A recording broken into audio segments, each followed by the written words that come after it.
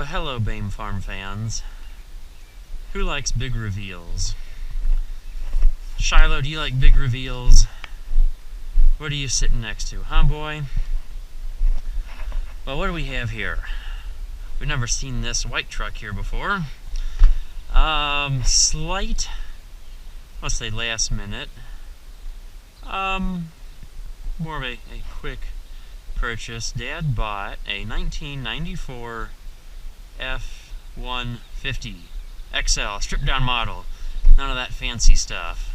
Take a quick gander inside. We see rubber, vinyl, Armstrong windows, Magic Touch door locks, powerless everything. Manual, very important.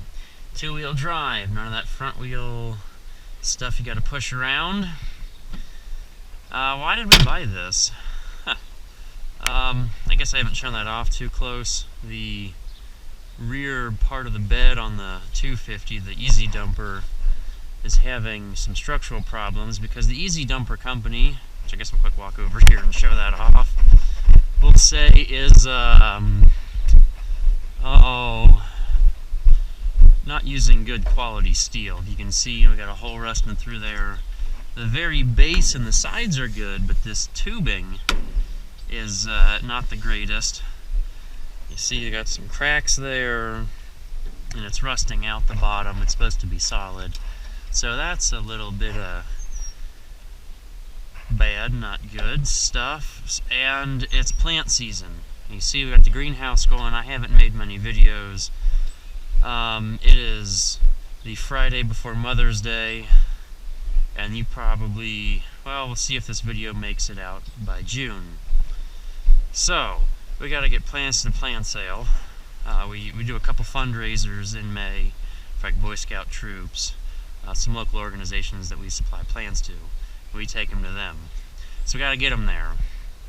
And since the rails of the Easy Dumper are having issues and we can't put our cap on it, well, we don't trust the rails to hold the cap. We found this 150, which Dad's been, I don't know, we've been looking for another truck. Just because sometimes it's nice to have two trucks. Not that the Ranger isn't big enough, but it's nice to have a nice vehicle. Like Mom's got her truck, I got the Ranger, and every once in a while it's just nice to not have a vehicle that's all muddy. And if Mom's always driving her truck to work, it's nice to have mine around. So, yes, we have another truck. Oh, one thing I forgot to mention, it's hard to show because I need the keys. It only has 60,000 miles. It was a municipal vehicle here in Ohio. You know, Ohio, yes, there is some cosmetic rusting, but if we get down deep underneath, hopefully you can see in the darkness,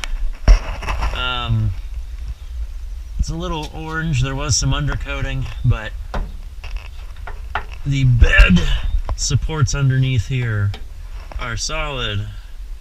The bottom of the cab looks good. I see some black rubber paint, which obviously didn't do good for the spots that are rusting, like here at the very bottom corner of the doorpost. This side isn't. Passenger side might be. It's got the transmission was replaced not too long ago, and we didn't know this at the time, but it has a 355 limited slip rear axle. It is a 302 V8. I'm not wild about the V8, as in not wild, I mean we would prefer the 300 straight six, just because those engines seem to live forever and take a beating. However, this seems to have plenty of power, fairly clean, everything seems pretty good. Had one thing while test driving. I put it into fourth gear at 30 miles an hour, and I pressed the accelerator and it didn't go. I put it back in third gear, got some speed, and it was fine. And then I tried that multiple times on the way home, no issues. Original stickers, the doghouse hasn't been replaced. See the fancy Ford 5.0 EFI. This is the 5-liter V8. I think they use this in some of the Mustangs for a while. Of course, it's Oxford white and you have greasy hands, so it won't rust because it'll be a little oily, right? So for being an Ohio truck that's 25 years old, it seems pretty good. I mean, I'm not wild about the rest. However, it's going to be a farm truck. Love the vinyl interior. Perfect farm truck. The driver's seat we might have to get a cover for. If this didn't have any rips after 25 years, it'd be a miracle. And of course, the driver wore work boots, so I'm going to put a little rubber floor mat over that. But in general, this is an easy clean out. You can scrub the floor down. Doesn't matter. Let the dog in. The dog hair won't stick to the floor. Now, we're taking the bed liner out because we put multiple layers of shelves in, and it's time for the big reveal to see what's underneath. Oh, I always wonder what sort of sins are hidden underneath one of these.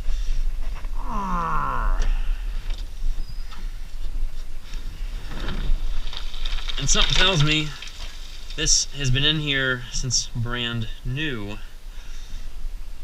I don't know if I'll be able to get this out myself. We'll see. But if we look underneath while I hold it up, yeah, there's some schmutz.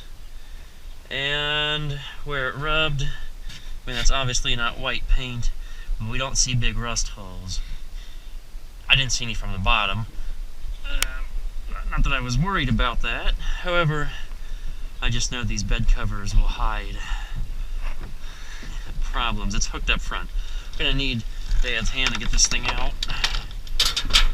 I don't know which way we're going with this. I'll go over the side. Well, it's out. Take a close look. It's not perfect. I don't know what those holes were there. Probably had something mounted, like a rack. I don't know if it's a headache rack. Something to hold ladders. It was used by the water department in Ohio town. So the bed checks out good. A little rainwater will wash this out eventually.